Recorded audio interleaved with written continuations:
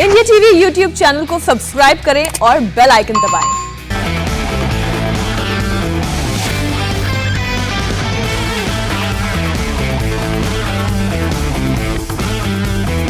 नमस्कार, आज की बात में आपका स्वागत है। सबसे पहले आपको बता दूं कि आज मैंने कोरोना वैक्सीन की पहली डोज ले ली है।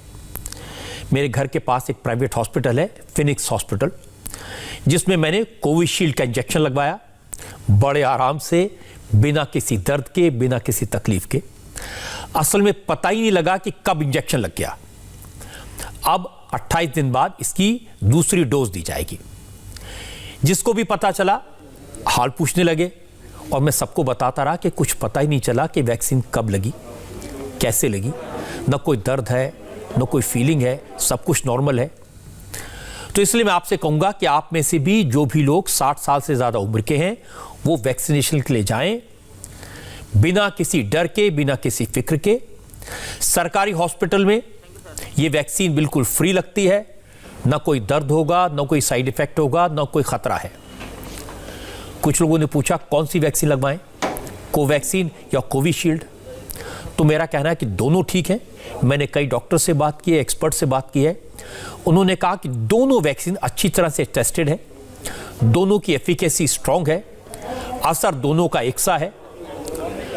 एक सवाल यह आया कि वैक्सीन लगवाने के बाद क्या प्रिकॉशन लेना होगा, क्या क्या सावधानी बरतनी होगी।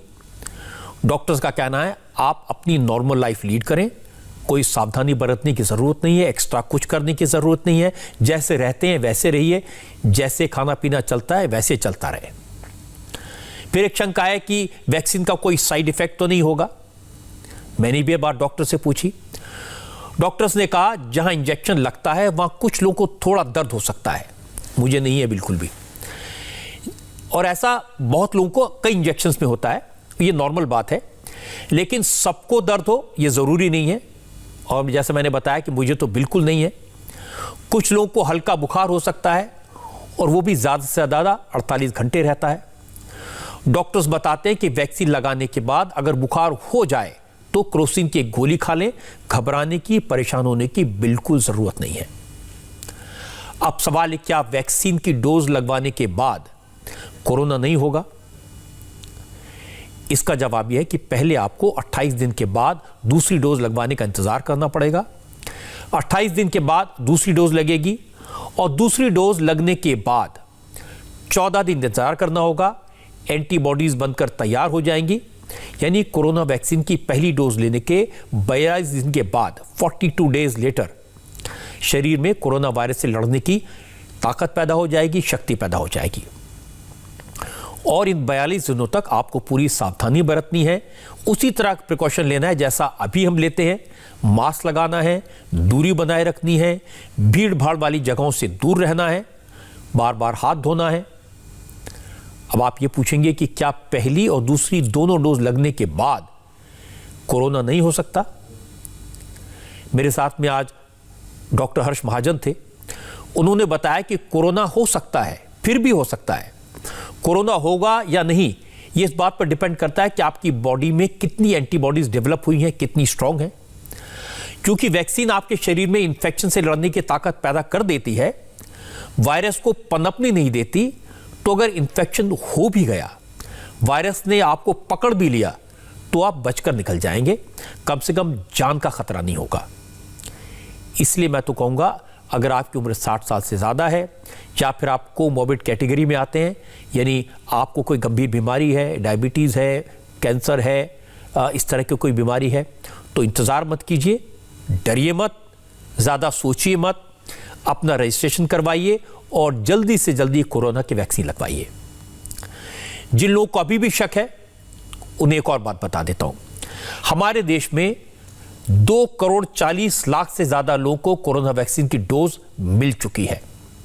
2 करोड़ 40 लाख लोग ये इंजेक्शन लगवा चुके हैं और सब लोग ठीक ठाक हैं। एक भी केस ऐसा नहीं है जहां कोई सीरियस साइड इफेक्ट की खबर आई हो, एक भी केस ऐसा नहीं है जहां कोई कैजुअलिटी हुई हो। कल एक दिन में 20 लाख से ज्यादा लोगों को वैक्सीनेट किया गया।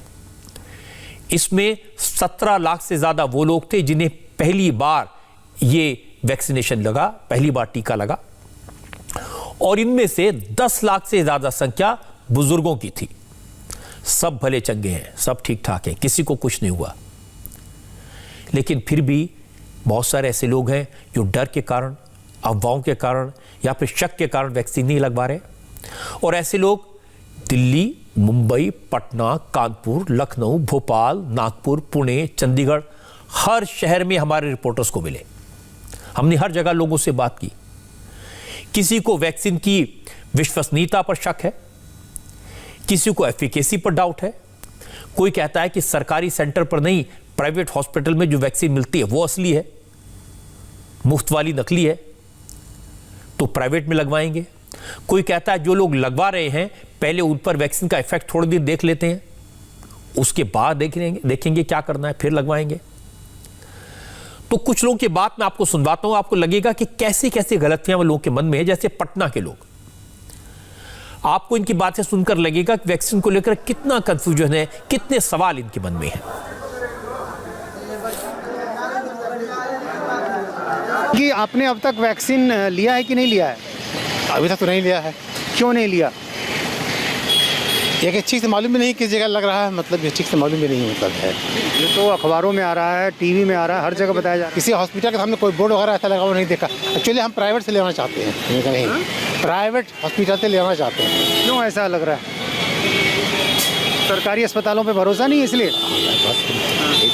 वैक्सीन को लेकर भी शंका होगी? वैक्सीन लेकर भी थोड़ी शंका तो है, मतलब जैसे कि जो हैदराबाद वाले हैं, भारत वाले जो है, उनके बारे में रिपोर्ट बहुत दिनों तक कुछ रिपोर्ट नहीं आया। मतलब फर्स्ट स्टेज का, सेकंड स्टेज, थर्ड स्टेज में कितना इफेक्टिवनेस है या क्या इसका साइड इफेक्ट है, इस बारे में आखिर में को एक रिपोर्ट आई कि इतना % इफेक्टिव है। That's all.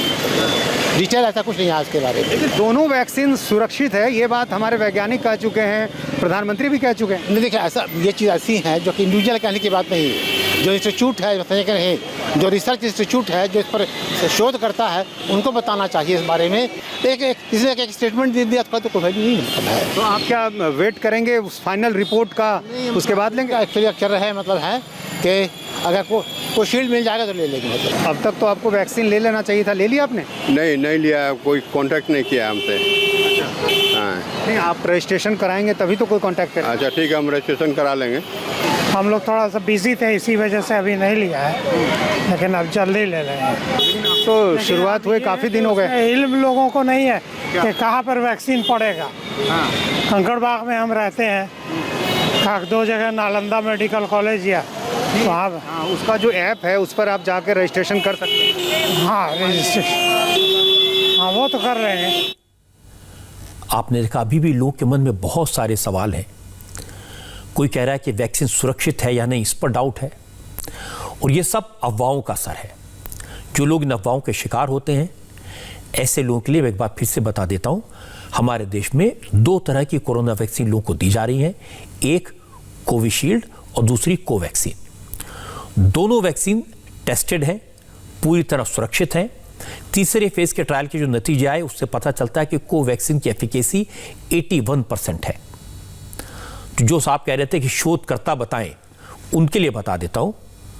जो रिसर्चर्स हैं, दुनिया की सबसे मशहूर मेडिकल साइंस मैगजीन और रिसर्च जर्नल है लैंसेट, इसमें एक आर्टिकल छपा है जिसमें कहा गया कि हैदराबाद में बनी कोवैक्सीन बिल्कुल सुरक्षित है, सेफ है।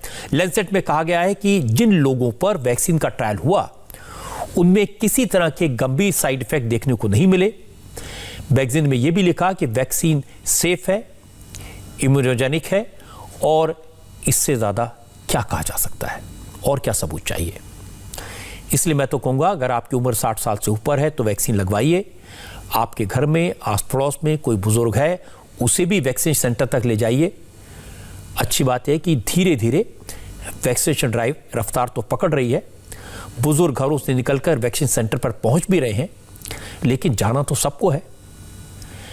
हैरानी की बात है कि जो लोग वैक्सीन लगवाने के लिए लाइन में लगे हैं, आशंकाएं, शंकाएं, डर, सवाल उनके मन में भी है। इसका भी एक जायजा लीजिए। पढ़ रहे हैं कि जैसे कोई डिसीजेस है एग्जिस्टिंग, तो उनके लिए मतलब कुछ मेडिसिन डोज कम करने के बाद लेना है, तो वो सब कुछ क्लियर नहीं है कि कौन से मेडिसिन चल रहे हैं तो डोज कम होना चाहिए। तो बस अभी लेना इसेंशियल है, इसलिए हम लोग प्रिपेयर हो गए लेने के लिए, but those ideas are not clear yet. बुखार का न होना, न आने को ना, बुखार वगैरह न आने को ना, तबीयत अच्छी रहने को ना, तबीयत अच्छी रखने को ना, बस। जैसे न्यूज़ चैनलों पे बताया गया है कि वैक्सीन लेते ही 15 मिनट में किसी बुजुर्ग की मतलब डेथ हो गई, और वैक्सीन लेने के बाद भी कि कोरोना हुआ है, ऐसा न्यूज़ चैनलों द्वारा पता चला है या जानकारी मिली है, इसलिए थोड़ा डर लगता है कि ले कि नहीं ले। मेरे मन में ये आया था कि यदि वैक्सीन लेते हैं तो उसको कुछ हाथ को दर्द होगा या शरीर में कुछ ऐसा होगा, कुछ चेंजेस आएंगे या कुछ आएगा और उसका कुछ रिएक्शन आएगी वगैरह वगैरह सरीखे थोड़े से ये थे, डाउट्स थे। लेकिन अभी तो लिया है तो कुछ वैसे लग नहीं रहा है वहाँ पे। अब सामने मालूम नहीं अब क्या होता है। किसी कंपनी में यदि ये बनते हैं तो वहाँ पे सही में यही वैक्सीन वहाँ पे भरी जाती है या कुछ अलग पानी जैसा कुछ भरा जाता है होगा उसमें, या फिर किसी को कोई कुछ अलग डोज जाए, कुछ अच्छे डोज, कुछ पानी वाले डोज, ऐसे कुछ मिक्सिंग तो नहीं हो रहा है उसमें, ऐसा भी कुछ लगता था। लेकिन अभी के लोगों को भी सुन रहे हैं हम, अभी भी लिया है तो वैसे कुछ तो लग नहीं रहा, सिक्योर्ड लग रहा वैसे। आप देख रहे हैं अफवाहों का कितना असर होता है और यह असर कितना खतरनाक होता है। जो लोग वैक्सीन लगवाने के लिए लाइन में खड़े हैं वो भी कह रहे हैं उन्हें पता लगा वैक्सीन लेने के बाद किसी की मौत हो गई। अब एक साहब ने न्यूज़ चैनल्स का नाम लिया। मैं दावे के साथ कहता हूं किसी न्यूज़ चैनल में यह खबर कभी नहीं आई होगी कि कोई 15 मिनट में किसी की डेथ हो गई, क्योंकि 2 करोड़ 40 लाख लोगों को वैक्सीनेशन हुआ है, एक भी कैजुअल्टी की खबर नहीं आई है। कोई साहब कह रहे हैं कि वैक्सीन की जगह पानी के डोज दिए जा रहे हैं, मिक्सिंग हो रही है। जो लोग न्यूज़ चैनल का जिक्र कर रहे हैं शायद उन्हें ये खबरें कई जगह सोशल मीडिया से मिली हो सकती हैं। यूट्यूब चैनल्स पर इस तरह की कई बार खबरें दिखाई जाती हैं, ऐसे चैनल्स जो ऑथेंटिक नहीं हैं। आपको जानकर हैरानी होगी कि नागपुर में 11 वैक्सीनेशन सेंटर्स काम कर रहे हैं। रोज 10,000 से ज्यादा लोगों को वैक्सीन दी जा रही है। हालत यह कि अब नागपुर में वैक्सीन की कमी हो रही है। नागपुर प्रशासन ने सरकार से वैक्सीन की 2.5 लाख एडिशनल डोज की डिमांड की है। अफसरों का कहना है कि फिलहाल 16,000 डोज स्टॉक में है, लेकिन इससे सिर्फ 2 दिन का काम चल सकता है। इनकी जो मात्रा हमें आई थी वो हमें लग रहा था कि करीब करीब हफ्ता भर ये चल जाएगा, लेकिन जो रिस्पांस हमें मिला हुआ है उस हिसाब से हमें एक अगले 2 दिन 3 दिन तक ही हमारे पास ये वैक्सीन अवेलेबल थी। कल ही हमने ये इसकी डिमांड ऊपर रिस्पेक्टिव ऑफिसर्स या ऑफिसर्स तक हमने की हुई है। हमें एश्योरेंस मिला है कि जल्दी हमें दोनों तरह की जो वैक्सीन है वो अवेलेबल हो जाएगी। नागपुर में लोग वैक्सीनेशन की तेजी से आगे आ रहे हैं। इसकी वजह एक दूसरा डर है और वो डर है कोरोना का, क्योंकि यहाँ हालात लगातार खराब हो रहे हैं। पिछले 24 घंटों में नागपुर में कोरोना के 1200 से ज्यादा केस मिले हैं। इसके बावजूद आज भी हमारे संवाददाता योगेंद्र तिवारी को नागपुर में ऐसे कई लोग मिले जो पूछ रहे थे कहाँ है कोरोना। कोरोना कुछ होता नहीं, किसी वैक्सीन की जरूरत नहीं है, वैक्सीन के नाम पर पानी का इंजेक्शन दे रहे हैं और कुछ नहीं। टीके की कोई जरूरत ही नहीं, यहाँ पे बीमारी नहीं है। रोज 1200-1300 लोग पेशेंट आ रहे हैं। ये सब बेकारी की बात है, ये सब पॉलिटिशियन लोगों का यह है। जो लोग इतने मर गए वो कहाँ से मर रहे हैं? ये तो मरना तो जरूरी है, जो बुरा मौत तो स्थिर है। बीमारी से कुछ हार्ट अटैक से भी मरता है तो उसको कोरोना पॉजिटिव कहला देते हैं। हमको तो कुछ कोरोना का समझ में नहीं आता साहब। हमारा बर्डी मेंबर भी इतने लोग लगाते हैं, कभी मास्क लगाते हैं, कभी कोई नहीं लगाता, लेकिन कोई बीमार नहीं हुआ। देखो इतना बुजुर्ग इंसान है 65-70 का, वो तुमको देख के देखो रुमाल बांधा है, फिर तभी खुला मुंह रख देता है वो। उसके बारे में पूरा हम लोग को मालूम नहीं था, डर लगता था, कोई बोलता था बीमार हो जाएगा, कोई बोलता था कुछ हो जाएगा, ऐसे ऐसे लोग भ्रम फैला रहे थे। तो कितने बुजुर्ग हैं आपके यहाँ? हमारे यहाँ बुजुर्ग तो बहुत हैं। तो किसी ने लगाया नहीं लगाया? नहीं, अभी कोई नहीं लगाया है। ऐसे कितने लोगों की बात मैं आपको सुनवाऊं। बस यही रवैया, इसी तरह का एटीट्यूड समाज को खतरे में डालता है। इसी तरह के लोग पूरे समाज के लिए मुश्किल खड़ी कर देते हैं। इन्हीं लोगों के चक्कर में नागपुर में केसेस बढ़ रहे हैं। यही हाल मुंबई का है। लोगों में डर है। मुंबई में वैक्सीनेशन के सेकंड फेज को अच्छा रिस्पांस मिला है, लेकिन अवेयरनेस की आज भी कमी है। आज भी लोगों में कंफ्यूजन है। बहुत से लोगों ने इसी चक्कर में वैक्सीन नहीं लगवाई। जो लोग कोमॉर्बिड हैं, जिन्हें कोरोना का खतरा ज़्यादा है, जिन्हें वैक्सीन की सबसे ज़्यादा ज़रूरत है, वो भी वैक्सीन नहीं लगवा रहे। वजह है सिर्फ जानकारी का अभाव और डर। हमने सुना है, पेपर में पढ़ा भी है कि कोई को साइड इफेक्ट होता है, तो क्या है रियल में क्या है, साइड इफेक्ट है इसका? और 2 डोज में कितना टोटल डोज कितना होता है, 2 या 3 कितना डोज होता है वो मुझे मालूम नहीं। और कोई सवाल डोजेस के बीच में डिफरेंस, ऐसा कुछ डिफरेंस कितना है? डॉक्टर से सलाह लेकर के फिर वैक्सीन लगवाएगा। मैं क्या सलाह लेनी है आपको? डॉक्टर से पूछेगा मतलब कि कुछ प्रॉब्लम तो नहीं होगा हमको, क्योंकि पहले से प्रॉब्लम इसके लिए। क्या प्रॉब्लम है आपको? फेफड़ा मेरा 35% काम करता, 35% लेफ्ट साइड का। और ये अपना ब्लड प्रेशर है, शुगर है कि नहीं, ये सब तमाम चीज़ें हैं, तो उनको ले करके ही सब सलाह लेकर के फिर वैक्सीन लगवाना है। वैक्सीन लिया क्या आपने? नहीं, वैक्सीन नहीं लिया, उसके बारे में मुझे जानकारी नहीं है। तो इसके बारे में मुझे जानकारी नहीं है, वैक्सीन के बारे में। क्या जानकारी आपको चाहिए जो नहीं है? तो वैक्सीन मतलब कैसा है कि क्या सूट करेगा क्या नहीं सूट करेगा, मुझे जानकारी नहीं इसके बारे में उतना। मतलब आप साइड इफेक्ट्स के बारे में बात? हाँ, साइड इफेक्ट के बारे में। बुजुर्ग में मेरे मदर फादर है, फादर 88 के है, मदर 87 की है, तो उनको ये लगता है कि उनको लूँ कि नहीं लूँ। वो अभी मेरे दिमाग में चल रहा है कि उनके लिए कैसा रहेगा, वो काम का है कि नहीं काम का है, क्या उनको कोई तकलीफ तो नहीं हो जाएगी ये उम्र में। वैक्सीन के लिए ये सवाल है कि अगर जो आप लेंगे हम, तो कितना उसका पावर कितना टाइम चलेगा, और वो लेने के बाद में क्या इफेक्ट होता है क्या नहीं होता है, वो भी पता चलना मांगता है ना। वो हिसाब से देखते हैं, हम डॉक्टर को जाके पूछेंगे ये अभी लेवे या थोड़ा टाइम के बाद में लेवे, तो क्या वो फर्क ये है, चलेगा कि नहीं चलेगा, होएगा कि नहीं होएगा, वो भी देखना पड़ेगा ना। मैं समझ सकता हूँ कि सबको अपने बुजुर्गों का ख्याल है। अगर किसी की उम्र 80 साल है, 82 साल है, उसके बारे में चिंता होती है, या फिर कोई कोमॉर्बिड है, कोई कैंसर का पेशेंट है, कोई हार्ट पेशेंट है, उसको लेकर के लोगों में डर होता है, कोई साइड इफ़ेक्ट तो नहीं हो जाएगा, डॉक्टर से पूछना चाहते हैं।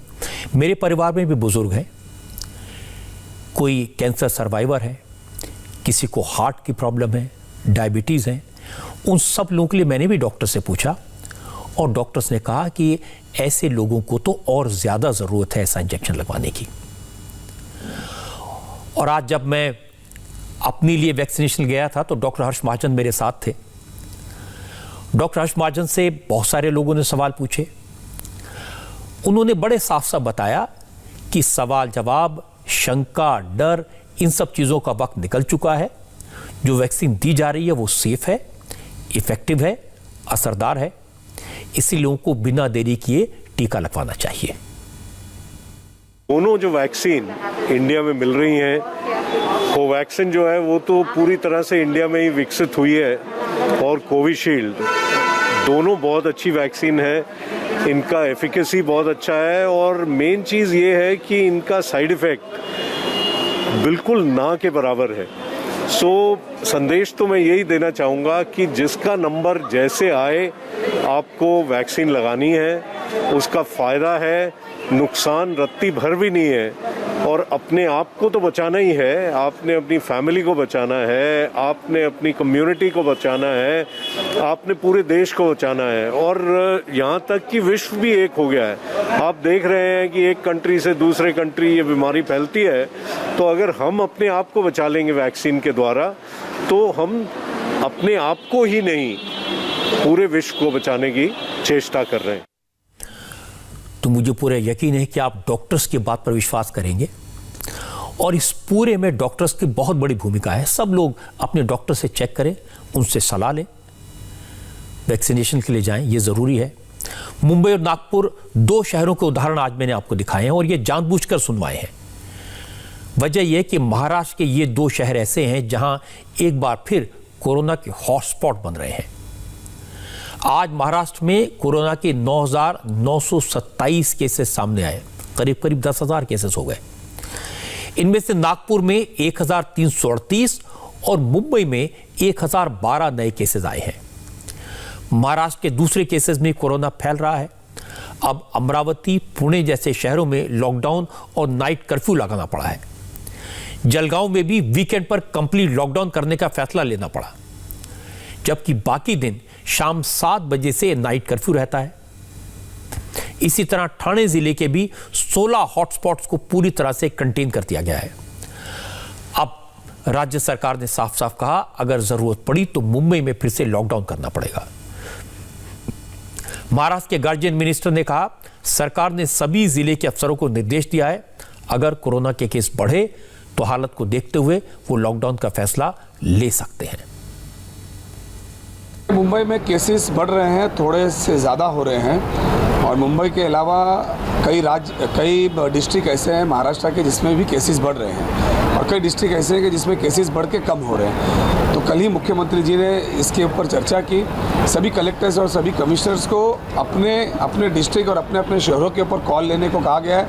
उन्हें अगर लगता है कि नाइट कर्फ्यू की ज़रूरत है तो नाइट कर्फ्यू लगा सकते हैं। उन्हें लगता है कि कोई एस्टैब्लिशमेंट बंद करना है तो वो कर सकते हैं। उन्हें लगता है कि किसी बिल्डिंग के अंदर अगर मरीज़ ज़्यादा हो गए तो उसको कम्प्लीटली आइसोलेशन सेंटर बना सकते हैं। जहाँ पे कुछ कार्यक्रम हुआ हो और वहाँ पे अगर केसेस बढ़े हो तो वहाँ टेस्टिंग की संख्या भी बढ़ा सकते हैं। ये सारी चीज़ें जो हैं वो लोकल लेवल पे छोड़ी गई। He has instructed all the administration officers to take a decision whatever is necessary for that particular district, whether they need to do a partial lockdown, whether they need to have more testing, or they can take a call for completely lockdown also.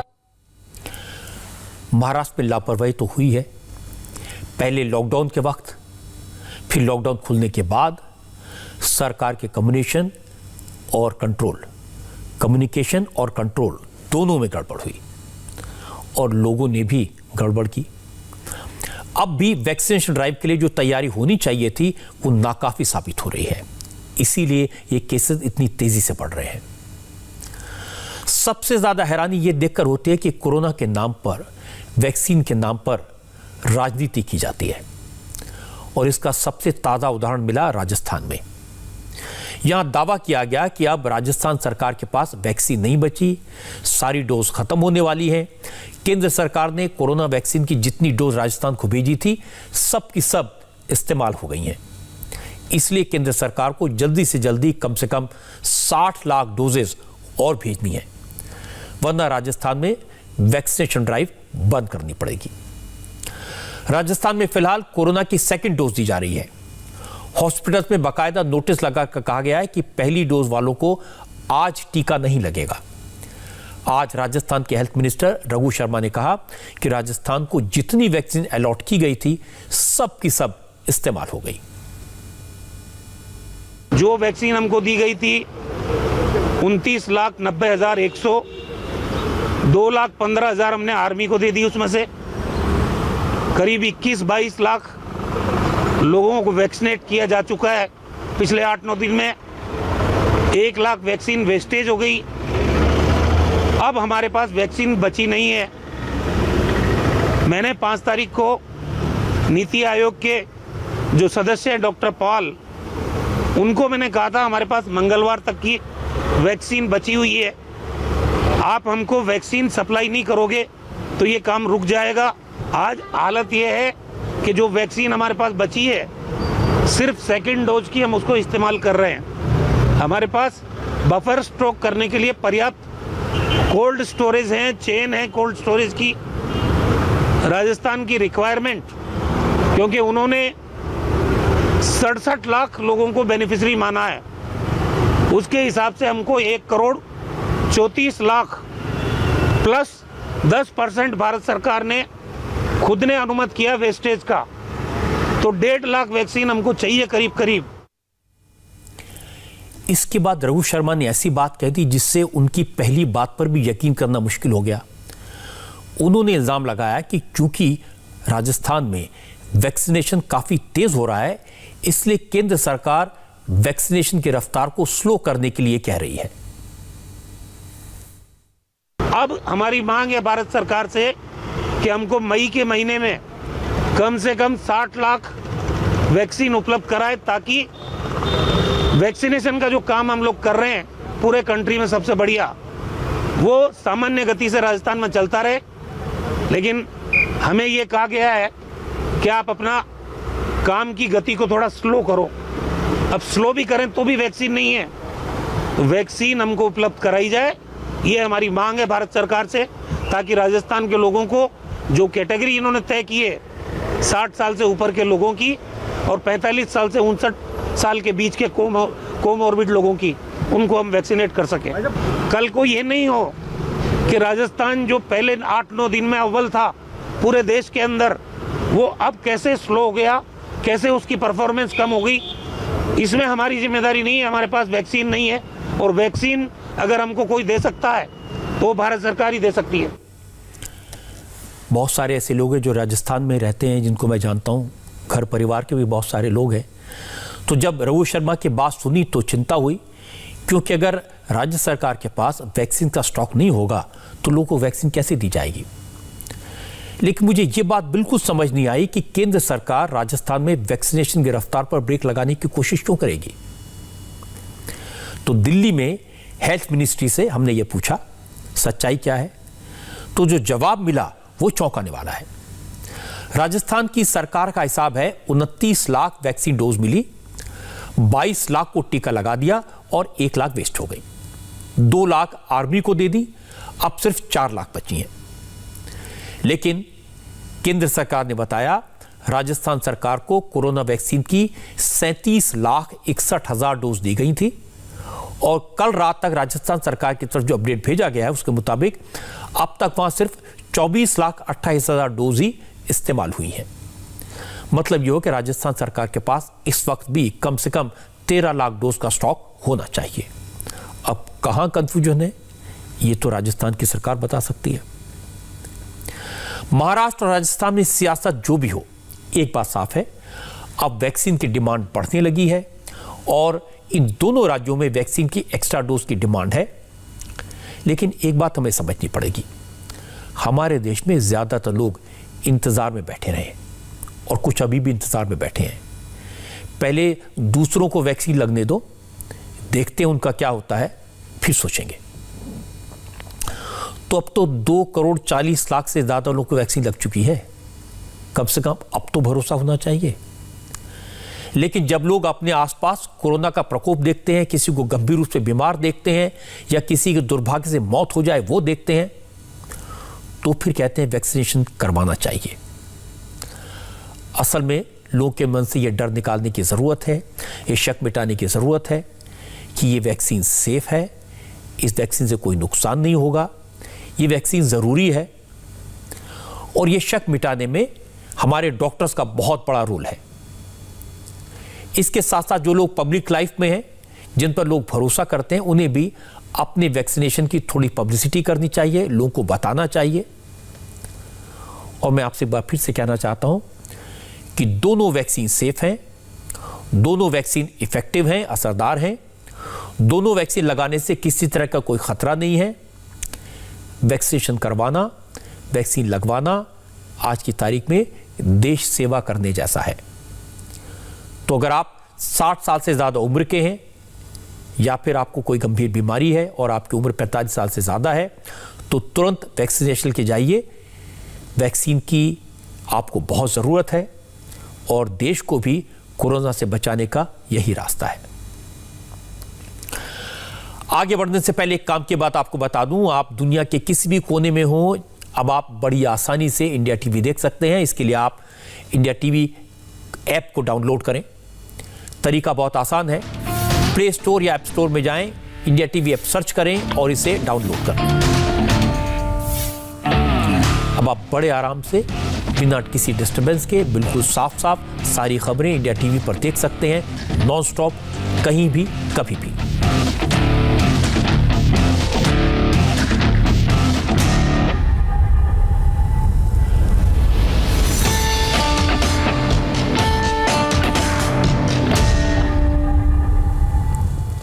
आज उत्तराखंड में बड़ा सियासी development हुआ। Chief minister Trivendra Singh Rawat ने इस्तीफा दे दिया और नए मुख्यमंत्री के नाम का ऐलान कल सुबह होगा। उत्तराखंड की राजनीति को समझने की कोशिश करेंगे, लेकिन पहले 20 सेकंड का एक स्पॉन्सर मैसेज। आपने घर को प्रोटेक्ट। आखिर क्या हैं वो फीचर्स जो इंडिया टीवी लाइव ऐप को बनाते हैं सबसे अलग, सबसे बेहतर, और जिसने दिलाया इसे देश की सबसे इनोवेटिव न्यूज ऐप का खिताब। चलिए देखते हैं। बेहद साफ आवाज में टेक्स्ट टू स्पीच जो पढ़कर सुनाए आपको आपके। आज उत्तराखंड से बड़ी खबर आई। बीजेपी ने उत्तराखंड में लीडरशिप को बदलने का फैसला किया। पार्टी हाईकमान से निर्देश मिलने के बाद आज चीफ मिनिस्टर त्रिवेंद्र सिंह रावत ने इस्तीफा दे दिया। अब उत्तराखंड के अगले मुख्यमंत्री के नाम का ऐलान कल सुबह बीजेपी एमएलए की मीटिंग में होगा और यह मीटिंग 10 बजे होगी सुबह। आज पद से इस्तीफा देने के बाद रावत के चेहरे पर मायूसी दिखाई दी, दुख साफ दिखाई दिया। उन्हें इस बात का मलाल था कि 9 दिन के बाद उनकी सरकार के 4 साल पूरे होने वाले थे। वो इस मौके पर उत्तराखंड में बड़े पैमाने पर प्रोग्राम करने की प्लानिंग कर रहे थे, पब्लिसिटी करनी थी, लेकिन इससे पहले ही पार्टी हाईकमान ने उनकी छुट्टी कर दी। पार्टी ने विचार किया और संयुक्त रूप से, सामूहिक रूप से ये निर्णय लिया कि मुझे अब किसी और को ये मौका देना चाहिए। 4 वर्ष में आज कितना तारीख है? आज 9 तारीख, 9 दिन कम रह गए 4 वर्ष पूरा होने में। तो ये इतना मौका मुझे दिया है। मैं प्रदेशवासियों का भी बहुत धन्यवाद करना चाहता हूं और मैं अभी माननीय राज्यपाल को अपना त्यागपत्र सौंप करके आ गया हूं। अब सबके मन में सवाल है, उत्तराखंड का अगला चीफ मिनिस्टर कौन बनेगा? बहुत सारे नामों की चर्चा है। बीजेपी के मेंबर ऑफ पार्लियामेंट, बीजेपी के स्टेट मिनिस्टर, हर तरह के नाम लिए जा रहे हैं। कोई पहले नंबर पर, कोई दूसरे नंबर पर, कोई तीसरे नंबर पर। लेकिन सच्चाई यह है कि सिर्फ ये चर्चा है, अटकलें हैं। असली बात यह है कि बीजेपी में जो हो रहा है उससे कांग्रेस को बहुत मजा आ रहा है। कांग्रेस के नेताओं का कहना है कि बीजेपी किसी को भी मुख्यमंत्री बना दे, कुछ नहीं होगा। उत्तराखंड के former chief minister Harish Rawat ने आज कहा, एक मुख्यमंत्री को तो बीजेपी हाईकमान ने हटाया, अब जिसे बनाएंगे उसे अगले साल उत्तराखंड की जनता हटा देगी। कोई चेहरा लाएं, लेकिन अब भाजपा का समय खत्म हो गया है।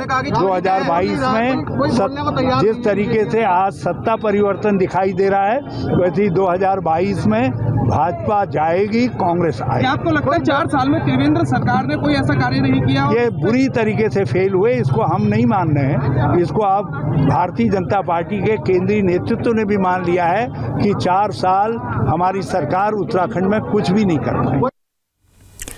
लेकिन बीजेपी नेताओं को नहीं लगता कि चुनाव से 1 साल पहले मुख्यमंत्री बदलने से पार्टी को कोई नुकसान होगा। 39 साल से एमपी हैं अजय भट्ट।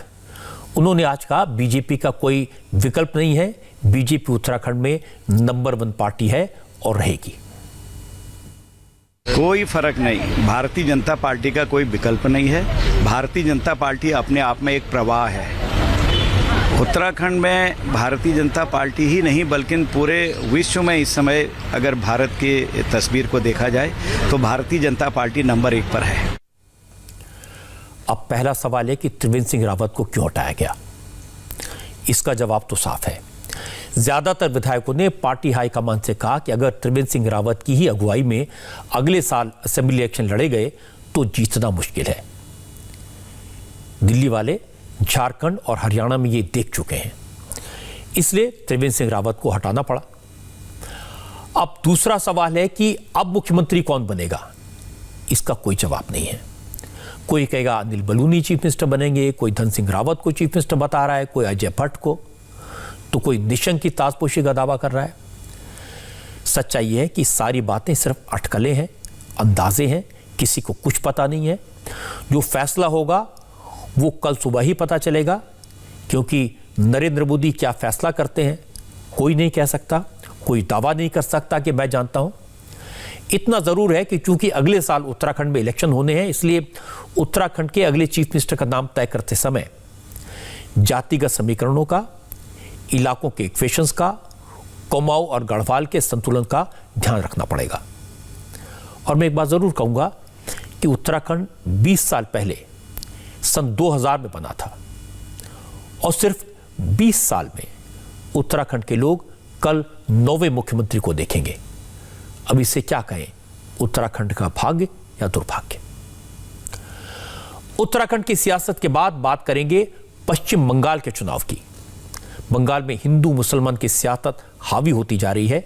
ममता बनर्जी का चंडी पाठ ये मैं आपको सुनवाऊंगा, लेकिन पहले एक ब्रेक। बात करते हैं ममता बनर्जी की। ममता बनर्जी अब फुल फॉर्म में है। आज ममता बनर्जी नंदीग्राम पहुंची है। कल वो नंदीग्राम से अपना नॉमिनेशन फाइल करेंगी, लेकिन आज ममता ने नंदीग्राम के लोगों से सीधा संवाद किया। खुद को नंदीग्राम की बेटी बताया, फिर नंदीग्राम से शुरू हुए संघर्ष की याद दिलाई। इसके बाद मंदिर मंदिर घूमी, बाजार पर भी गई, मार्केट में घूमी, लोगों से बात की, माहौल के बारे में पूछा और लोगों से वादा लिया कि किसी भी कीमत पर बीजेपी को बंगाल में पैर नहीं जमाने देंगे। आज जो तस्वीरें दिखी उससे लगा कि ममता को चिंता तो है, लेकिन वो जबरदस्त मेहनत कर रही है। नंदीग्राम में पहले वो जानकीनाथ मंदिर गई, फिर चंडी मंदिर, वहां पूजा की, मंत्रोच्चार के साथ पूजा पाठ किया और इसके बाद शमशाबाद मजार पर चादर चढ़ाने पहुंची। चादर चढ़ाने के बाद ममता बनर्जी नंदीग्राम के लोगों से मिलने बाजार में गई और हमेशा की तरह पैदल चली। खुद चाय बनाई और लोगों को पिलाई। ममता ने कहा वो नंदीग्राम में संघर्ष करके ही आगे बढ़ी है। नंदीग्राम आंदोलन के दौरान उन पर बहुत सारे जुल्म हुए थे। ममता बनर्जी ने लोगों को याद दिलाया और दावा किया वो अपना नाम भूल सकती हैं, लेकिन नंदीग्राम को कभी नहीं भूल सकती। ममता बनर्जी ने आज एक बार भी शुभेंदु अधिकारी का नाम नहीं लिया। उन्होंने कहा कि नंदीग्राम की सीट खाली हो गई है और नंदीग्राम के लोग चाहते हैं वो यहां से चुनाव लड़ें, इसलिए वो नंदीग्राम आई। और फिर उन्होंने कहा अब नंदीग्राम के लोग कहेंगे तो वो नॉमिनेशन फाइल करेंगी, वरना पर्चा नहीं भरेगी। और इसी दौरान ममता ने बाहरी बनाम बंगाली का मुद्दा भी उठाया। তাদের কেটে ভাসিয়ে দেওয়া হয়েছে না কোথায় তারা গেছে আজ পর্যন্ত তারা কেউ জানে না। এই হচ্ছে নন্দীগ্রামের অবস্থা। সেদিন মনে রাখবেন, সেদিনও আমরা কিন্তু তমলুকে এসে বসেছিলাম। তমলুক থেকে নন্দীগ্রামে এসে আমরা ঢুকি। আমি নাকি বাইরের লোক, আমি বাংলার লোক বাইরের লোক হয়ে গেলাম ভাই। আর তুমি দিল্লির লোক বাইরের লোক হলে না, তুমি রাজস্থানের গুন্ডা, তুমি গুন্ডা হলে না, তুমি বহিরাগত হলে না। আর আমি বাংলার লোক, তোমার বাড়ি মিদনাপুরে, আমার বাড়ি বীরভূমে, তফাৎ তো এইটুকু। তোমার নন্দীগ্রাম জ্বললে আমি আসি, আমার বীরভূম জ্বললে তুমি যাও, এইটুকু তো তফাৎ। তার মধ্যে শুরু করেছো আমিও বহিরাগত। তাহলে তো বাংলার আমার মুখ্যমন্ত্রীটা হওয়া উচিত ছিল না। বহিরাগত মুখ্যমন্ত্রী হতে পারে কখনো? বলুন দেখিনি। ममता ने नंदीग्राम में बाहरी बनाम बंगाली की बात बड़े सोच समझकर की। ममता की रैली से पहले बीजेपी ने नंदीग्राम में जो पोस्टर्स लगाए हैं उनमें ममता को बाहरी बताया और शुभेंदु अधिकारी को नंदीग्राम का धरती पुत्र कहा। पोस्टर्स पर लिखा नंदीग्राम के लोग बाहरी बेटी को नहीं धरती पुत्र को चुनेंगे। इसलिए ममता ने खुद को नंदीग्राम की बेटी बताया और बीजेपी को बाहरी पार्टी। बीजेपी की कोशिश है हिंदू वोटों को एकजुट किया जाए और ममता जानती है कि अकेले मुस्लिम वोटों के भरोसे यहां जीतना मुश्किल है। इसलिए आज ममता ने कहा कि वो हिंदू की बेटी हैं और सच्चे हिंदू सबसे प्यार करते हैं, किसी से नफरत नहीं करते। इसके बाद ममता बनर्जी ने मंच से ही चंडी पाठ किया और कहा अब कोई उन्हें हिंदुत्व का पाठ न पढ़ाए। আমি সকালবেলায় চণ্ডীপাঠ করে তবে কিন্তু বাড়ির থেকে বেরোই, এটা মনে রাখবেন। একটু আপনাদের শুনিয়ে দিই, যারা 30-70 করছে একটু শুনিয়ে দিই, একটু শুনিয়ে বলবেন হিন্দু ধর্ম নিয়ে আমার সাথে কম্পিটিশন করতে। আমি একটা চণ্ডীপাঠ করি, ওং জয়ন্তী মঙ্গলা কালী ভদ্রকালী কপালিনী দুর্গা শিবা ক্ষমা ধাত্রী সাহা সদা নমস্তুতে মধুকৈটব বিদ্রাভ্যি বিধাত্রী বড়দে নমো রূপং দেহি জয়ং দেহি যশ দেহি দিশো জয়ী মহিষাসুর নির্নাশ বিধাত্রী বড়দে নমো রূপং দেহি জয়ং দেহি যশ দেহি দিশো জয়ী ইয়া দেবী সর্বভূতেষু মাতৃরূপেণ সংস্থিতা নমস্তস্যৈ নমস্তস্যৈ নমস্তস্যৈ নমো নমো ইয়া দেবী সর্বভূতেষু শান্তিরূপেণ সংস্থিতা নমস্তস্যৈ নমস্তস্যৈ নমস্তস্যৈ নমো নমো ইয়া দেবী সর্বভূতেষু শক্তিরূপেণ সংস্থিতা নমস্তস্যৈ নমস্তস্যৈ নমস্তস্যৈ নমো নমো ইয়া দেবী সর্বভূতেষু লজ্জারূপেণ সংস্থিতা নমস্তস্যৈ নমস্তস্যৈ নমস্তস্যৈ নমো নমো। ममता बनर्जी ने नंदीग्राम में शुभेंदु अधिकारी को सीधी चुनौती दी। ममता ने कहा कि 1 अप्रैल को नंदीग्राम में खेला होबे और टीएमसी जीतेगी। 1 এপ্রিল নন্দীগ্রামে খেলা হবে, ভয় দেখালে ভয় পাবেন, টাকা দিলে ভোট দেবেন, চমকালে ভোট দেবেন, ঠিক বলছেন তো? 1 এপ্রিল খেলা হবে, খেলা হবে, খেলা হবে, দেখা হবে, দেখা হবে, জেতা হবে, জেতা হবে, তৃণমূল জিতবে, তৃণমূল জিতবে, তৃণমূল জিতবে। ममता बनर्जी का कैंपेन करने का अपना अलग अंदाज है। आज जब उन्होंने चंडी पाठ किया तो बीजेपी के प्रभारी कैलाश विजयवर्गीय ने इस पर तंज कसा। उन्होंने सवाल पूछा, ममता बनर्जी को चंडी पाठ करने की जरूरत क्यों पड़ी? प्रदेश के 10 साल के मुख्यमंत्री जिसको मंच पर खड़े होकर विकास की बात करना चाहिए कि मैंने ये इंडस्ट्रियलाइजेशन किया, इतने बेरोजगार लोगों को नौकरियां दी, इतने उद्योग बंद चालू करवाए, इतना प्रदेश में विकास किया, अब वो चंडी पाठ करके ये सिद्ध करने की कोशिश कर रही है कि मैं हिंदू हूँ। ऐसा क्या पाप किया उन्होंने जो मंच पे जाकर उनको चंडी पाठ करना पड़ रहा है? और मैं नहीं समझता कि कोई 10 साल का मुख्यमंत्री वहाँ पर अपने पापों के लिए राजनीतिक मंच का उपयोग चंडी पाठ के लिए करे। कैलाश विजयवर्गीय कुछ भी दावा करें, लेकिन हकीकत यह है कि ममता की जड़ें बहुत गहरी हैं। ममता बनर्जी जानती हैं कि बंगाल में बीजेपी को कैसे टैकल करना है, इसीलिए ममता ने मंच से चंडी का पाठ किया और शाम को शमशाबाद में मज़ार पर चादर भी चढ़ाई। शमशाबाद में ममता बनर्जी के स्वागत के लिए भारी भीड़ थी। जिस वक्त ममता बनर्जी मज़ार पर चादर चढ़ा रही थी, उस वक्त हमारे संवाददाता पवन नारा आज नंदीग्राम के लोगों से बात कर रहे थे, माहौल को समझने की कोशिश कर रहे थे। आप भी नंदीग्राम के लोगों की बात सुनेंगे तो आपको बंगाल की, नंदीग्राम की जमीनी हकीकत का अंदाजा हो जाएगा। यहाँ करीब 2 बजे तक आदमी, जितना आदमी आप लोग देख रहे हैं ना इधर, 2 बजे करीब सब आदमी लोग आया, औरत लोग आया, यह बैठा हुआ है कि कब दीदी आएगा, उनको स्वागत करेगा। ये नंदीग्राम में सबसे बड़ी बात है सांप्रदायिक संप्रीति का बात। यहाँ हिंदू मुस्लिम एक है, हम लोग एक ही साथ है, एक ही साथ लड़ेंगे, दीदी को जिताएंगे 1 लाख से ज्यादा वोट में। ये हम लोग का वादा है।